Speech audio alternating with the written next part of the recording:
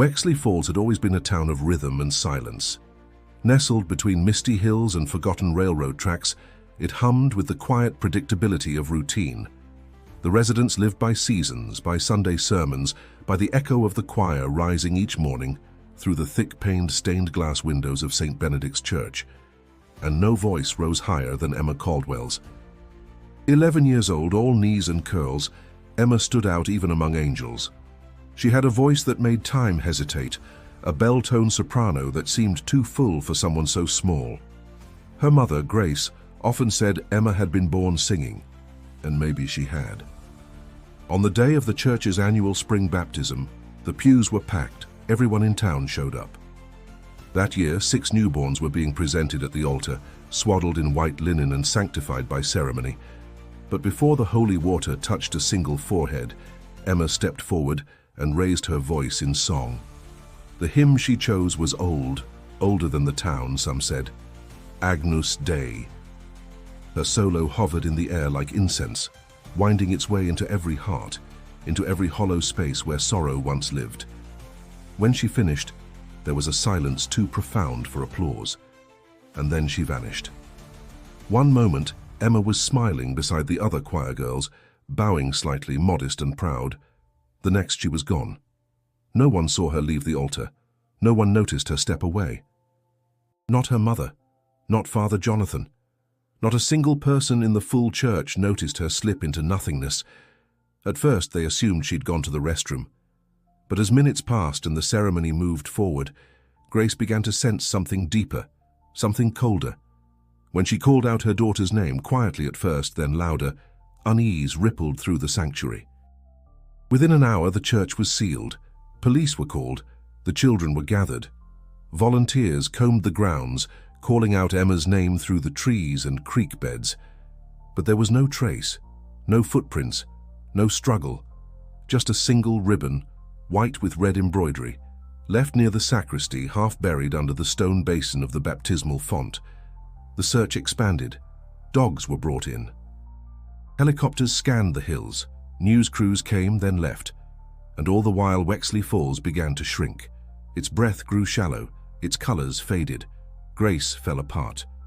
At first, she clung to hope, clutching Emma's diary and whispering prayers to a God who suddenly seemed far less merciful.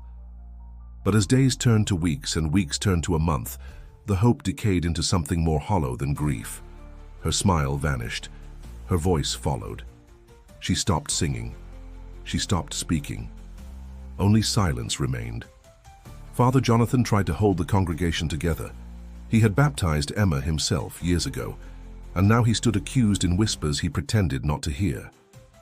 He was young, in his early 30s, soft-spoken and devout, with the kind of sorrow in his eyes that made people trust him. But even that began to fray. Detective Marie Langston led the investigation. Driven, sharp, and uncompromising, she believed Emma's disappearance was no accident. It was too clean, too complete. Emma's last known location was inside a crowded church, and yet not a single witness had anything useful to offer.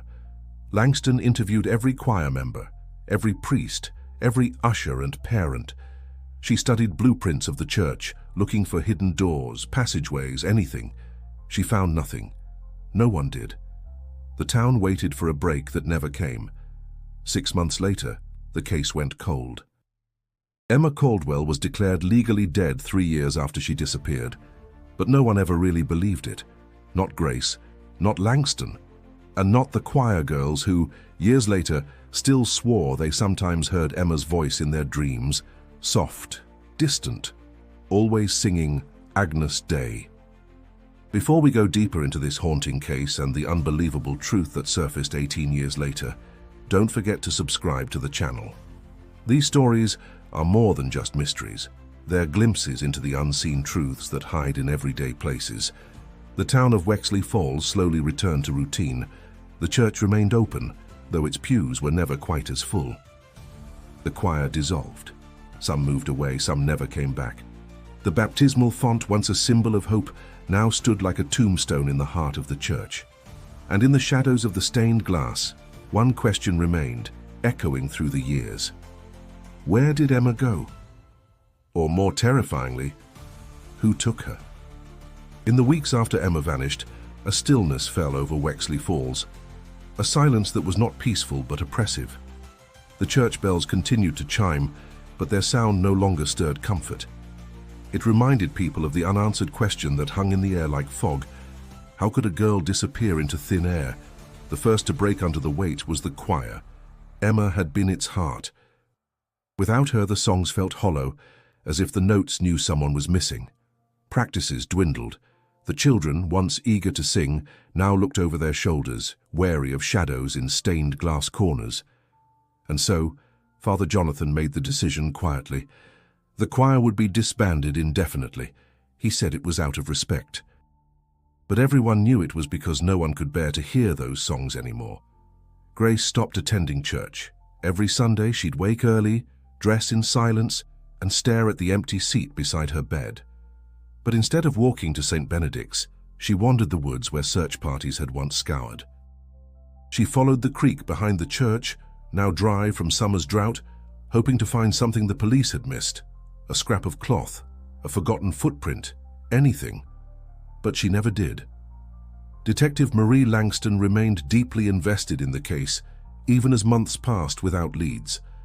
Emma reminded her too much of her own daughter, Sarah, same age, same stubborn light in her eyes. Langston would lie awake at night, staring at the case files spread across her kitchen table, reading Emma's diary over and over. "I want to sing forever," Emma had written in loopy, uneven cursive. "I feel closest to God when I sing." Langston couldn't let it go.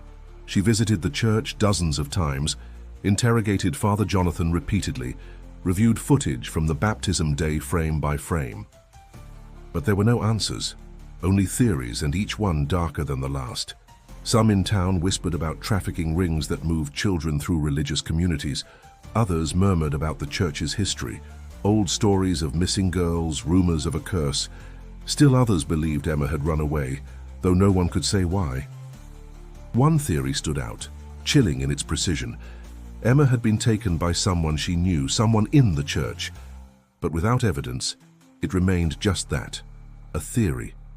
Public suspicion began to shift toward Father Jonathan. He had no alibi beyond saying he was preparing the baptismal water when Emma disappeared. Some said he looked too calm. Others claimed he was seen speaking to Emma just minutes before her solo. A few believed he had grown too fond of the choir children. Nothing was proven, but once suspicion takes root, it spreads like wildfire. The church attendance dropped. Parishioners looked away when Father Jonathan spoke. Donations dwindled. He remained outwardly composed, but Langston noticed the change in him. His eyes, once clear, were clouded by something: regret, fear, or guilt.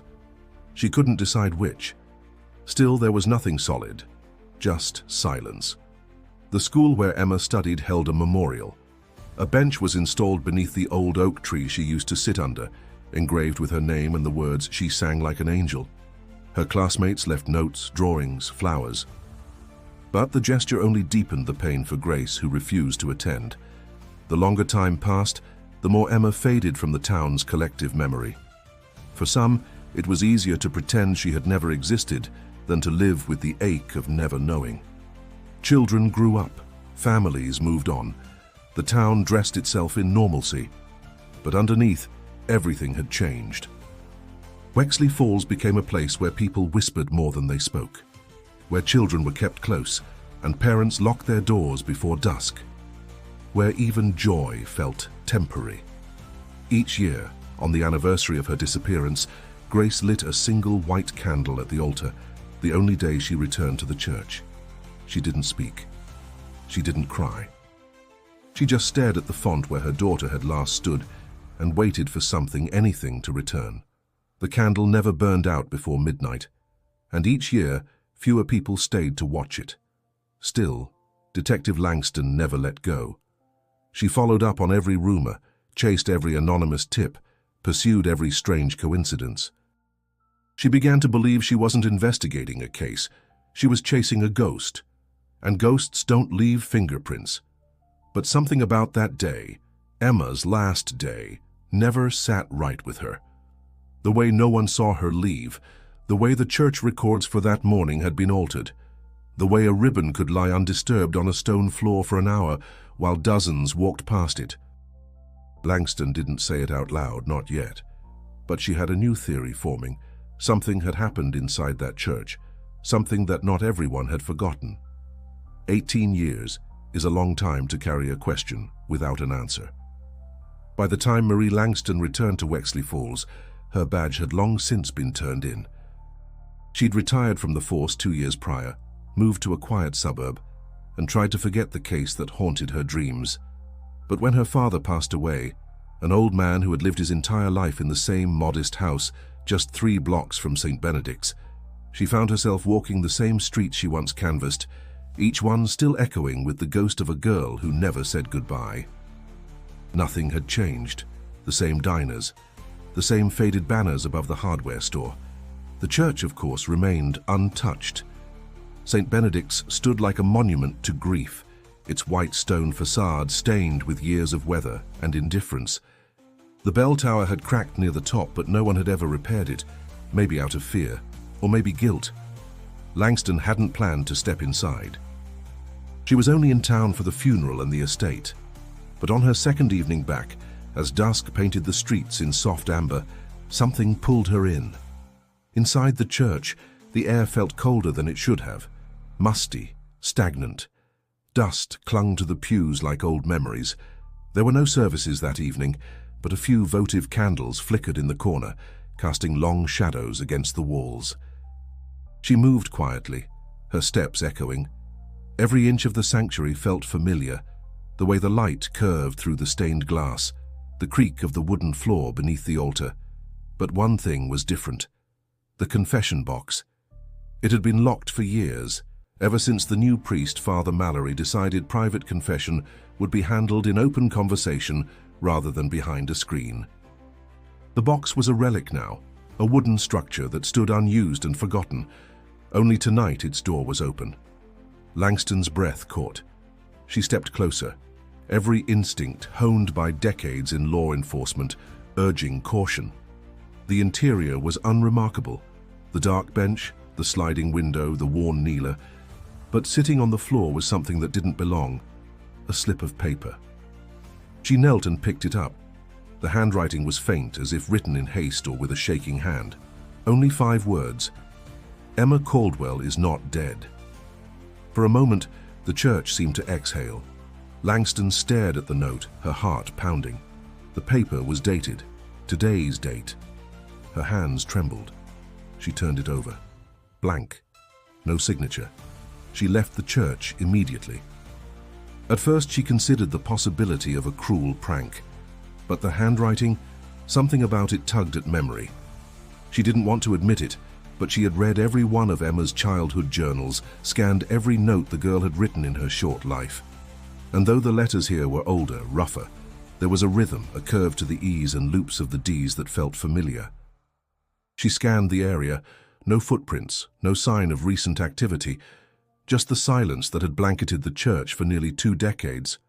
Langston contacted Grace the next morning.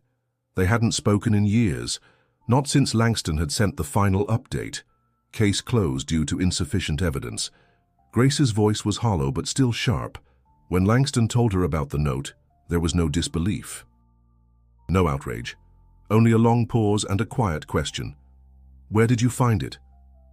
In the confession box, Langston said. Someone opened it. Grace was silent again. Then, I want to see it. They met that afternoon. Grace looked older than Langston remembered, her once dark hair completely silver, eyes sunken but alert. When she read the note, her hands didn't tremble. She pressed her lips together and whispered, "She's trying to reach me." Langston raised an eyebrow. "You think Emma wrote this?" Grace nodded slowly. "She used to leave me little notes when she was nervous to talk. This is her style, short, direct." "But how would she know? How would she get in?" Langston asked. Grace turned to her. "You don't believe in miracles, do you?" Langston didn't answer. That night she reopened the case, unofficially. She pulled her old files from storage, boxes filled with transcripts, interviews, timelines. She began calling old contacts. She returned to the church and examined the confessional. The lock hadn't been broken, it had been unlocked intentionally and recently. But by who? The next morning, another note appeared. Same handwriting. This one read, "You looked in the wrong place." Langston didn't sleep.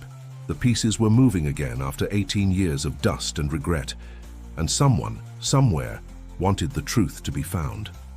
Langston didn't tell anyone about the second note, not even Grace. She needed to be sure it wasn't a hoax, a twisted attempt to reopen old wounds. But something inside her had shifted. The same instinct that had driven her through 20 years of solving the unsolvable told her this wasn't random. Someone was trying to guide her. The phrase kept echoing, "You looked in the wrong place." She returned to the church with a flashlight and notebook, taking her time, tracing her steps from 18 years before. The confession box, the altar, the sacristy, the side passages. She knocked on every piece of wood, tested every tile, listened for hollow spaces. Nothing. But when she passed the east corridor, the one that led to the choir room, she felt it. A draft. Faint, but unmistakable. She stopped.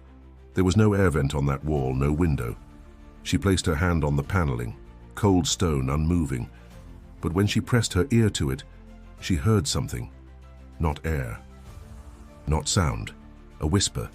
No words. Just the soft murmur of breath. She jerked back, heart racing. The corridor was empty, but now she was certain. There was something, someone, behind that wall. The next day she brought in an expert, Dr. Felix Rowe, a forensic linguist and analyst she had worked with years ago. She didn't tell him everything, only showed him the notes. Rowe studied them closely, comparing the pen pressure, curvature, spacing. After an hour, he looked up.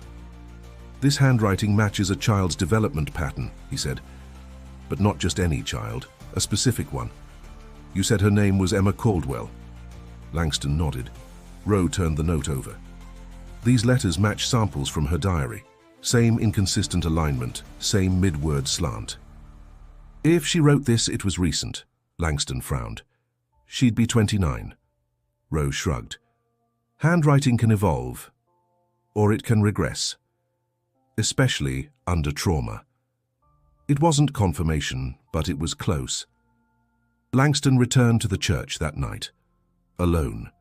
She followed the corridor again, this time with more precision. She took detailed measurements, traced the architecture against original blueprints from the county archive, and that's when she noticed it. The church's construction plan listed an additional chamber behind the east wall. It had been sealed off during renovations in the 1970s. No one ever questioned it, just another oversight in an old building.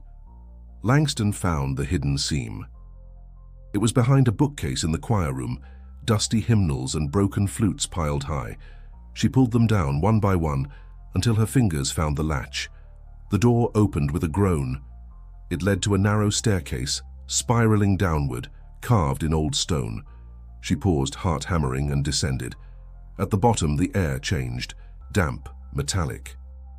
The floor opened into a low-ceilinged chamber, lit only by the beam of her flashlight. The walls were covered in carvings, Latin inscriptions, symbols she didn't recognize. A rusted candelabra leaned against the far wall. At the center of the room stood a pedestal. Upon it, a single object, an old leather-bound hymnal. Langston approached and opened it slowly. It was open to Agnus Dei. The same hymn Emma had sung the day she vanished. The pages were stained, water maybe, or tears. And in the margins, someone had written 4 lines in faint pencil. She sang for him. He took her voice. She waits in silence. But the song isn't over. Langston closed the book, hands shaking. This was no crypt for the dead. This was a place of ritual. Suddenly, the flashlight flickered. A gust of cold air swept through the chamber, carrying with it the scent of rosewater, faint but undeniable. Langston turned, shining the beam across the chamber. In the far corner, behind a crumbling pillar, she saw something glinting. She stepped forward. Children's shoes, dozens of them, old and worn, lined neatly in a semicircle. Boys and girls, different sizes, different decades. Langston stepped back, breath caught in her throat. Then something else, a small glass jar on the floor. Inside, a lock of hair tied with red thread. Blonde, fine, preserved, Emma's. The air turned colder. The light flickered again. Someone had been here. Recently. Langston didn't stay longer. She photographed everything, sealed the entrance, and left. As she locked the church door behind her, she saw Grace waiting outside, clutching Emma's diary.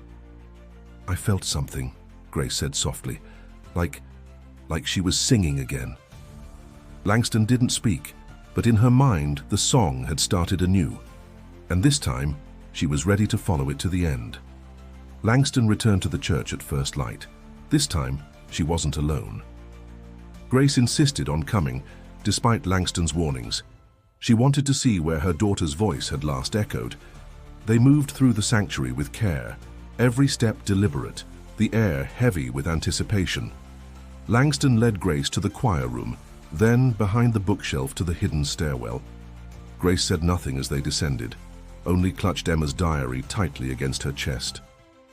When they reached the chamber, Grace stopped. Her breath caught.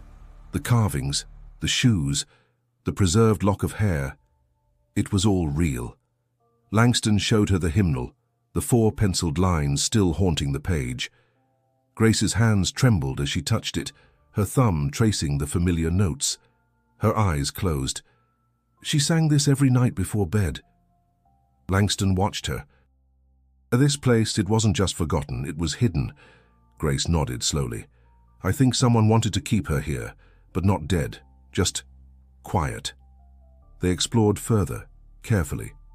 Behind the pedestal, Langston found a low archway, partially sealed by a fallen stone. Together they cleared the rubble and uncovered a narrow tunnel leading back toward the center of the church. As they crawled through, the temperature dropped. The walls were lined with more symbols, scratched hastily, almost frantic. At the end of the passage, they reached an iron grate. Beyond it lay the underside of the altar, and directly above them, the baptismal font. Langston reached through the grate, feeling the base of the font. Her fingers found a seam, subtle, almost imperceptible. She pressed it. A soft click echoed. The font shifted, revealing a hollow space beneath. Inside, wrapped in a linen cloth, was a bundle of objects: a silver cross, a child's rosary, and a folded parchment sealed in wax. Langston opened it carefully. It was a ritual document. Latin. Grace translated slowly, reading aloud. The voice of the pure shall ascend. The vessel must be sanctified by silence. The second baptism shall render her beyond the veil, untouched by corruption. They looked at each other, realization dawning like ice in their veins. This wasn't just a secret room. It was a place of offering. Someone, perhaps a group, had used the church not for worship but for something older, darker. The font had been part of it, not just a place of symbolic cleansing, but of separation. They had taken Emma not to kill her, but to sanctify her through forced silence, a spiritual ritual, twisted and hidden in the guise of devotion.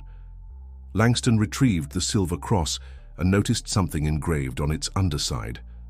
Emma C. There was no doubt now. Grace's hands trembled as she held the cross to her chest. She was here.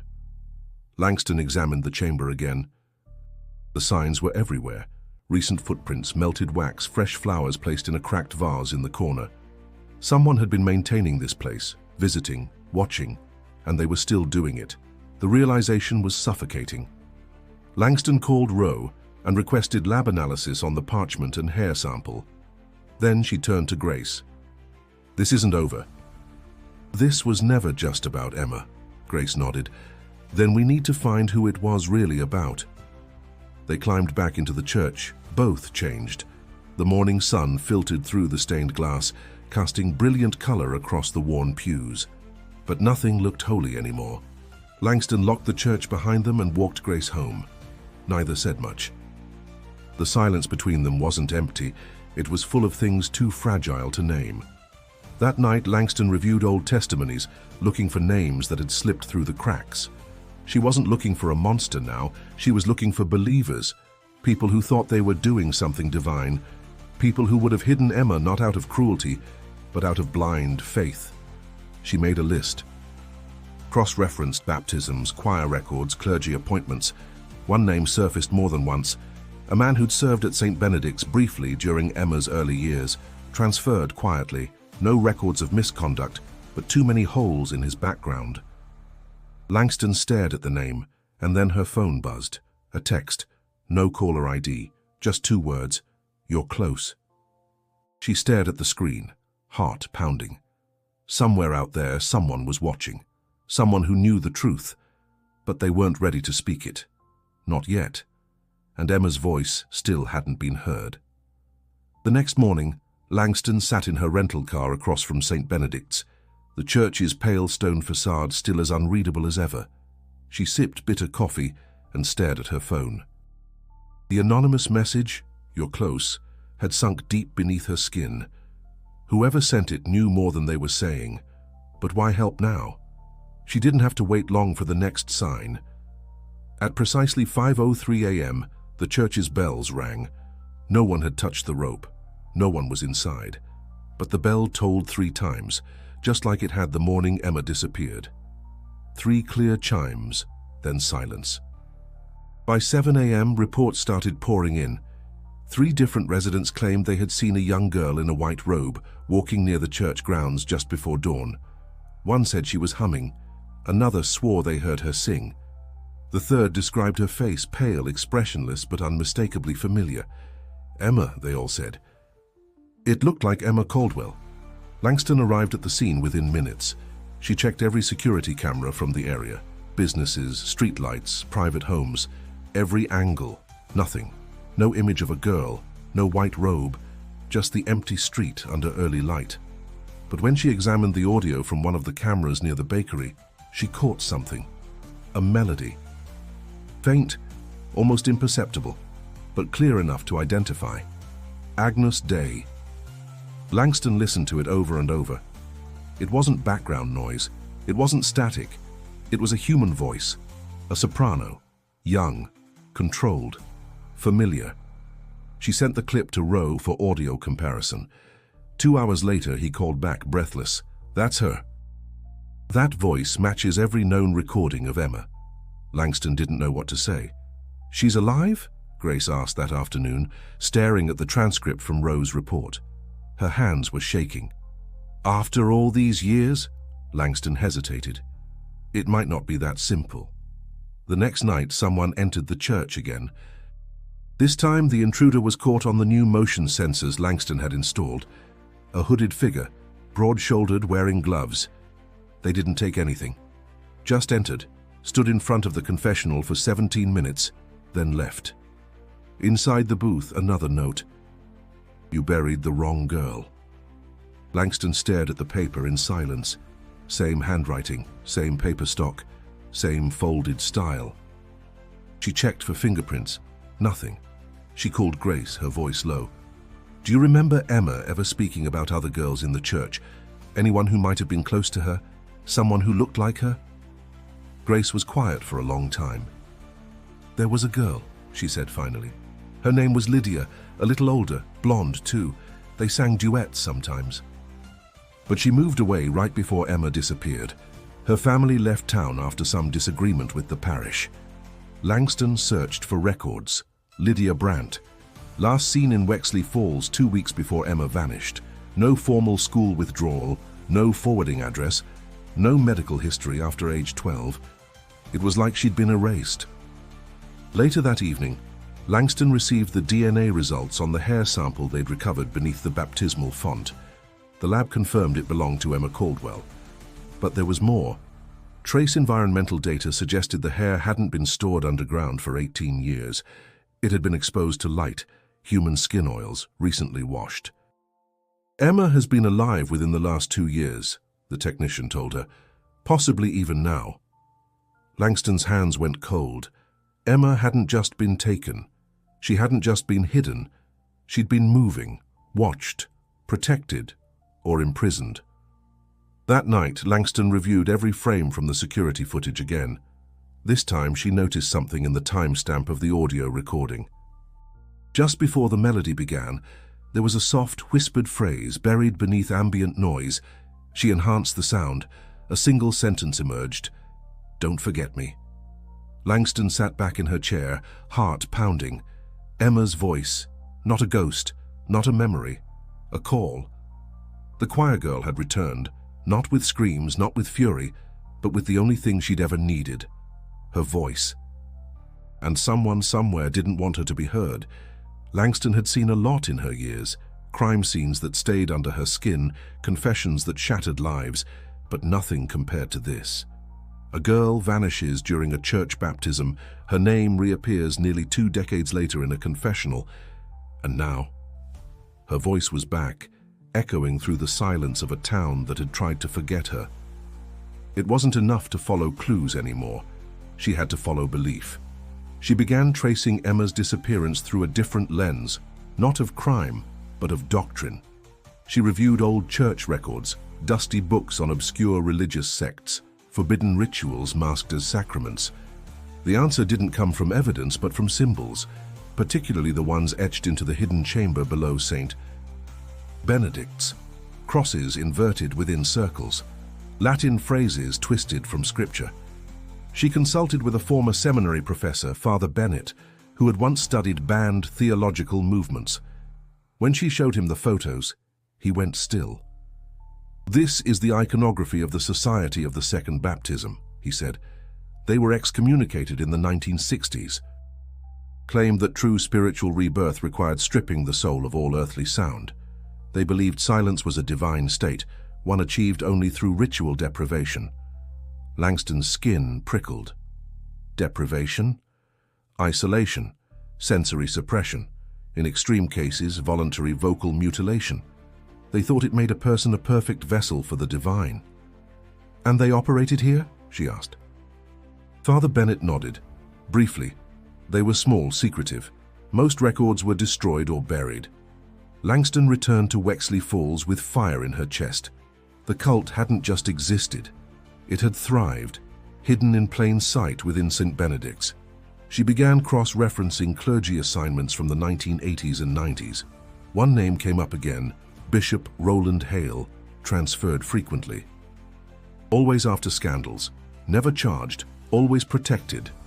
He had served briefly in Wexley in 2003, the year Emma disappeared. Langston checked diocesan files, but his trail ended abruptly. Hale had retired after a sudden illness, last seen in upstate New York. She drove up the next morning. The facility was a private hospice, expensive, discreet. When she inquired about Hale, the nurse at the front desk flinched slightly before nodding. "He doesn't speak much, but you can try." Langston entered the room. Hale was frail, his body hollowed by age, but his eyes were sharp. Watching. She sat beside him. "I'm here about Emma Caldwell." He didn't respond. Langston leaned closer. "She disappeared during a baptism at your church. I found the chamber, the ritual text, the hymn. I know about the society." His lips twitched, an almost smile. "You don't understand," he whispered, voice like dry paper. "She was chosen." Langston clenched her fists. "Chosen for what?" "To carry silence into the world," he said. "She was pure. Her voice was too perfect. It attracted the divine." Langston felt her stomach churn. "You hid her," she said. "You kept her alive." "She was never in danger," Hale murmured. "She was being reborn." Langston stood. "You took a child. You ended a mother's life. And now she's out there, alone, because of your delusions." Hale's eyes didn't blink. "She sang. The song opened the veil, but someone took her from us. One of our own. Hid her. We never found her." Langston froze. Someone had defected. Someone from inside the society had gone against them and saved Emma. She drove back to Wexley Falls and told Grace everything. Grace sat motionless as Langston spoke. When she finished, Grace opened a drawer and pulled out an old journal, her late husband's. "I never showed you this," she said, "because I didn't understand it." Not until now. Langston flipped through the pages.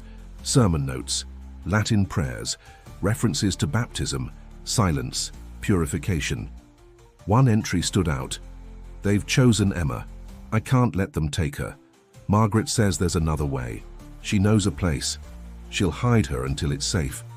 Langston looked up. "Margaret?" "Sister Margaret," Grace said. "She was a nun here when Emma was little. Quiet." "Strange. She left the order without warning." Langston traced the name. Margaret Lennox, now 81, living in a Catholic care home 2 counties away. Langston made the call. Sister Margaret remembered everything. Her voice was soft, brittle as porcelain. They were going to sacrifice her spirit. They called it rebirth, but it was annihilation. I couldn't let them do it. I took her. "Hid her." Langston's voice broke. "Is she still alive?" "Yes," Margaret whispered. "She was safe. For a long time. But then she started singing again. She missed her voice. That's when they found us. She ran. I don't know where." Langston sat in stunned silence. Emma had been hidden all this time, but now she was exposed, and not everyone had stopped believing in the society's twisted faith. Langston left the care home with one thought echoing louder than the rest. Emma had survived. She hadn't been murdered. She hadn't vanished into myth. She had been hidden, protected by someone brave enough to defy a cult wrapped in religious silk. And now, she was somewhere out there, possibly alone, possibly in danger, still being hunted by the shadows of the society. Langston returned to Wexley Falls with renewed urgency. She shared everything with Grace, who didn't cry, didn't scream. She simply whispered, "I knew she wasn't dead." The 2 women worked through Sister Margaret's details, the old chapel in the woods, the place where Emma had been hidden, a name Margaret called Sanctuary. It had been abandoned for decades, far beyond the edge of the town, forgotten by all but the truly devout. Langston had heard of it before, just whispers in archives, no real record. They drove out the next morning. The path was overgrown, barely wide enough for a car. Trees bent low, blocking light, and birdsong disappeared. But after 20 minutes they saw it. A crumbling stone building, half covered in ivy, the cross above its door crooked but intact. Inside, the air was stale and thick. Dust coated the pews and old hymnals lay scattered like fallen leaves. But near the back of the chapel, hidden behind the altar, they found a staircase descending into darkness. Langston led, flashlight in hand. At the bottom, they found the room. Small, cold, with a single bed, a cracked basin, and scraps of paper scattered across the floor. Torn hymn sheets, half-burned candles, faded crayon drawings of a church, a girl, a woman in a habit. And on one wall, etched in jagged strokes, Emma Grace stood frozen, eyes wide. She touched the name as if afraid it might vanish. She was here. Langston moved slowly through the space. There were signs of life, food cans, a worn blanket, hair ties, even a broken music box. This had been Emma's sanctuary, a prison and a refuge. She had lived here, alone, perhaps for years. But someone had helped her. Langston collected every paper, every object, and took photos of the walls. Then, on the underside of the bed frame, she found something taped to the wood, a small digital recorder, old but functional. She pressed play, static, then breath. Then a girl's voice, barely audible. "My name is Emma Caldwell. I'm not dead. I was taken, but not the way they think. I'm alive. I remember everything. Please tell my mother. I'm sorry I never sang for her again." The tape ended. Grace collapsed to her knees, sobbing. For the first time, Emma had spoken. Langston took the recorder to Roe. With his help, they enhanced the audio, breaking it into components. Layered beneath Emma's voice was another, low, male, whispering scripture in Latin. A prayer. Roe slowed the audio further. In the background, just before the tape clicked off, came one final word in English. Beneath. Langston returned to the chapel alone that night, searching every beam, every stone. Finally, behind the old pulpit, she found a hatch hidden under rotting wood. Inside was a crate. Inside the crate, journals, dozens of them. Emma's handwriting. Detailed accounts of her life in hiding, the rituals, the people she remembered, the nun who saved her, the voices she heard in dreams, and the man who watched her. He never gave a name, but Emma called him the Confessor. He visited once a month, left food, whispered prayers, never showed his face. Sometimes he wept.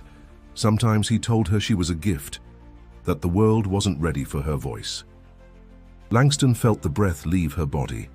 The Confessor was still out there, and if he was still visiting that place, he knew Emma was gone, which meant he was looking for her. Langston shared everything with Grace, including the journals. They spent the night reading them together, page by page.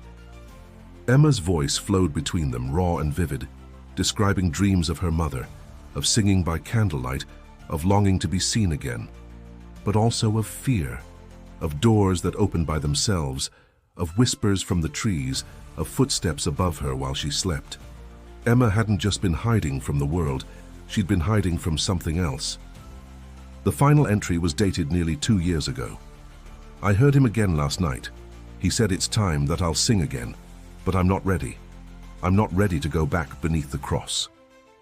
Langston's pulse stopped. The cross. She remembered the whispered EVP from earlier. I'm beneath the cross. Emma had left a trail, and now Langston had the next clue. But she wasn't the only one following it. Langston didn't sleep. She paced her motel room long past midnight, Emma's final journal entry burning in her mind. Beneath the cross. The chapel was one cross. St. Benedict's was another.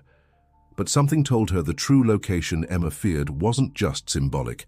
It was literal, and someone else knew it too. At dawn, Langston visited the old cemetery behind St. Benedict's. The fog still clung to the grass.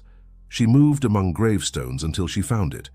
A tall iron cross embedded into the hill's slope, half swallowed by vines and time. It had stood there for over a century, according to church records, erected by an anonymous benefactor in the late 1800s. But Emma's final message had been specific. Langston knelt and began clearing the vines. At the base of the cross she found it, a narrow hatch, rusted but intact. She pried it open. A metal ladder descended into blackness. No hesitation, she climbed down. The space below was a crude bunker, barely tall enough to stand in. The air was sour and stale. Along the walls were candle stubs, old food tins, a mattress, torn hymn books. But this wasn't a place of worship, it was a cell. On one wall hung a corkboard lined with photos, images of Emma over the years taken from a distance. Emma by a river, Emma collecting firewood, Emma singing to herself by moonlight. She had been watched the entire time. Langston's stomach turned. At the center of the room sat a single chair, and on it, a recorder. She pressed play. A voice, male, older, familiar. I am the Confessor. My name is irrelevant. My sin is not. I protected her because I was commanded to. She is the vessel. I failed to preserve her silence. She sang. She reached out. Now they will come again. But the others don't understand. She must choose. It must be her will. Langston's hands trembled. This wasn't over. She gathered the recorder, the photos, and climbed back to the surface. 2 days later, Emma was found. Langston tracked her to a women's shelter 2 towns over. The staff called her Rachel. She had checked in under a false name, no ID, no history. Just a woman in her 20s with a soft voice and frightened eyes who flinched at hymns and never stayed in one place long. Langston didn't rush the meeting. She entered the shelter calmly, sat across from the young woman in a quiet room. Emma didn't recognize her at first. She looked healthy but wary, like a wild bird, unsure if the hand reaching out would help or harm. Langston spoke gently. I know who you are. Emma didn't respond. Langston placed the recorder on the table. I heard your voice. Emma's eyes filled with tears. She reached out, fingers trembling, and pressed play. As her own recorded voice echoed through the room, her walls crumbled. I didn't think anyone would come, she whispered. Langston nodded. I'm sorry it took this long. Emma cried then, not loud, but deep, like something breaking free after being trapped too long. She told her story in fragments. The chapel, the basement, the nun who saved her. The years she lived in hiding, afraid to speak. The confessor who brought food and scripture and whispered threats masked as devotion. She'd escaped 2 years ago, fled into the world she barely remembered. "I didn't know who I was anymore," she said, "so I stopped being anyone." Langston placed a photo of Grace on the table. "She's waiting for you." Emma stared at the photo for a long time. "I thought she'd hate me." She never stopped lighting a candle. The reunion was quiet. When Grace entered the room, she froze. Emma rose slowly. For a moment, neither spoke. Then Grace opened her arms, and Emma ran into them. No words, only silence. But for the first time in years, it was a silence filled with peace. The return of Emma Caldwell sent shockwaves through Wexley Falls. The media descended. The town gasped. But Langston kept the focus where it mattered, on the truth. She compiled every document, every confession, every image. She turned them over to federal authorities. The remnants of the Society of the Second Baptism were investigated. Arrests followed. Statues were removed. The church was shut down for good. Langston declined every interview. She didn't want fame. She just wanted peace. Emma stayed with Grace, slowly reclaiming her life. She began therapy, spent time in nature, sang again, but quietly and only when she chose to. Her voice, once taken, now belonged to her again. Langston visited once, months later. Emma was sitting on the porch humming. This time it didn't break her heart. It healed it. Spring returned to Wexley Falls in quiet, cautious steps. The town didn't speak Emma Caldwell's name with pity anymore. It spoke it with reverence. Her return hadn't just resolved a mystery. It had undone a silence that gripped not only a family, but an entire community. Emma stayed out of the spotlight. She declined interviews, avoided cameras, and didn't answer reporters' questions. She wasn't a spectacle. She was a survivor. And the life she rebuilt was hers finally, without expectation. One early morning, she visited St. Benedict's for the first time since the day she vanished. The church was scheduled for demolition. Its windows had been boarded up, the altar stripped, the pews removed.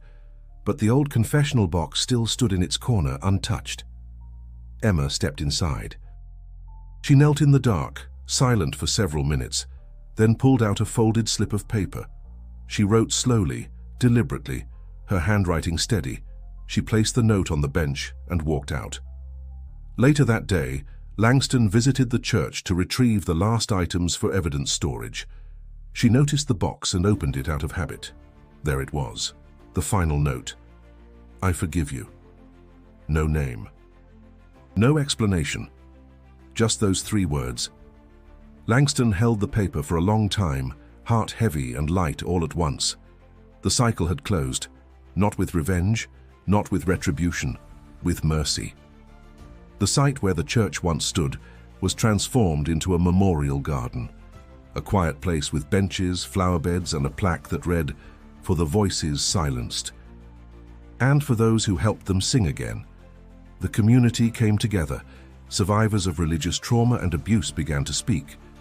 A small center was opened nearby, dedicated to helping those affected by spiritual manipulation.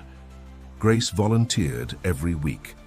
Langston gave lectures reluctantly but with conviction. And Emma? She lived quietly. She adopted a dog, took long walks, painted. Occasionally sang to herself, soft lullabies, nothing grand. Her voice wasn't for others anymore, it belonged to her. One afternoon, Grace and Emma sat in the garden together, watching birds scatter across the trees. "Do you ever think about them?" Grace asked. Emma nodded. "Sometimes, but not with fear, just sorrow." "Do you miss singing?" Emma smiled. "I never stopped." I just changed the audience.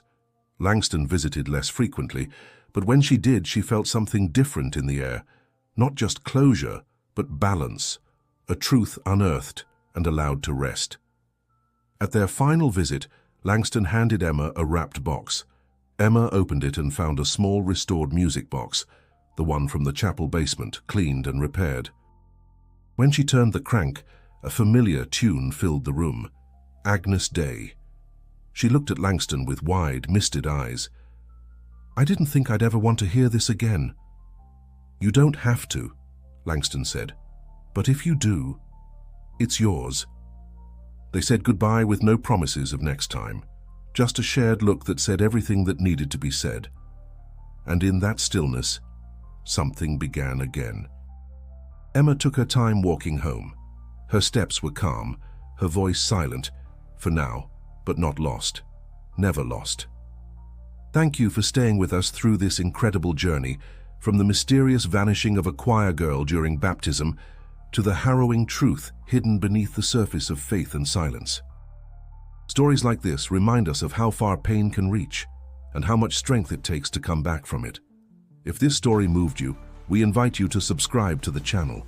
These stories deserve to be heard, and your support helps us bring more truths to light. And now, don't stop here. Click on the next video on your screen to uncover another chilling mystery, one that, like Emma's, was hidden in plain sight.